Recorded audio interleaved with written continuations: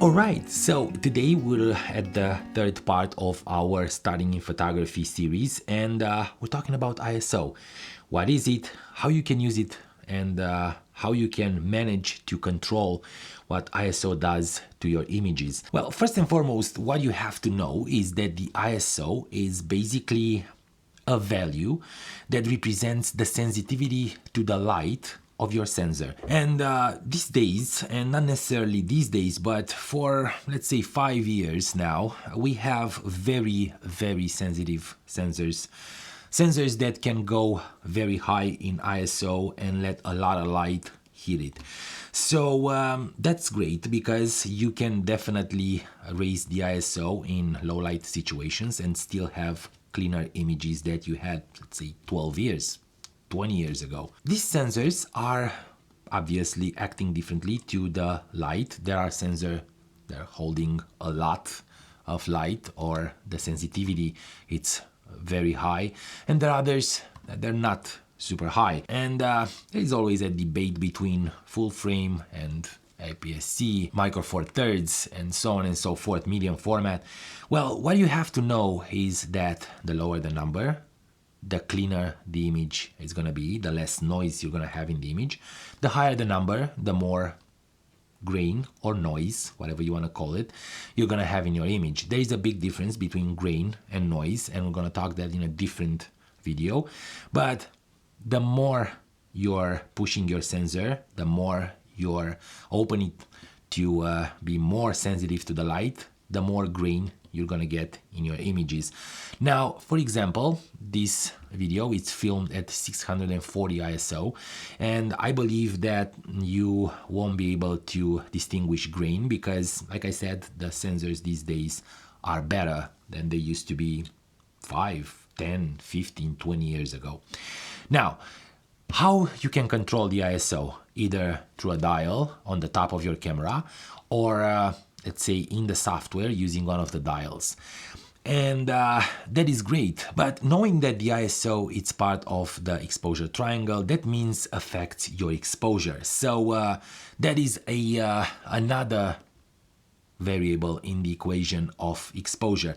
We have the shutter speed that we've talked about it. We also have the aperture that we've talked about it in our first video. And now it's the ISO, and that's where the triangle is closing. So all these three values are interacting to create the perfect exposure. When you're starting to shoot, the best thing to do is to set up your ISO, and based on that to change the other two values. But that is not necessarily a creative way. You can be creative using a higher ISO or a lower ISO, depending again on the frame, on the situation that you're shooting. So that is, let's say, a rule of thumb for those who are starting in photography. Just set up an ISO that will give you plenty of light and less grain, and then change the shutter speed and the aperture accordingly to have the perfect exposure. And if I didn't mention what perfect exposure is because it doesn't exist. The perfect exposure is whatever you think it's perfect for you based on the scene that you're shooting. It might be underexposed, it might be overexposed, and still be the perfect exposure for you. But the perfect exposure, it's the exposure that is perfect on the back of your camera and shows you that this exposure pin or exposure scale is right in the middle at 0, and that is basically what camera determines to be the perfect exposure. So if you want to be there, set up your ISO, like I said, then change the other two, the shutter speed and the aperture accordingly, to have that little dial on the back straight in the middle at 0, and that is what camera considers the perfect exposure. Now, in the next videos, I'm going to explain to you how that is not necessarily or always good, and you can play with it to be able to be creative and get the image that you actually want. Our eyes have a huge dynamic range, and whatever you're seeing, it's not exactly what your camera does So to be able to do that, we have to play a little bit with it, but that's for another video. Today it's the ISO, and if you have any questions about it, please put them in the comments below. But mainly the ISO is whatever your sensor is open to get in terms of light, obviously, and that light goes through your lens, so it affects the aperture, and it also is controlled by the time that it hits the sensor, which is the shutter speed. So whatever you need to get out of this is that if you need clean images, you have to keep a lower ISO. If you want more grainier images, you have to raise your ISO. But again, do not be afraid of using the ISO as a creative tool, and do not afraid to bump this ISO, especially on the sensors that we're shooting these days, because the sensitivity of the sensors are amazing these days, and you can go as high as 12,800 or 25,600 and still have usable images.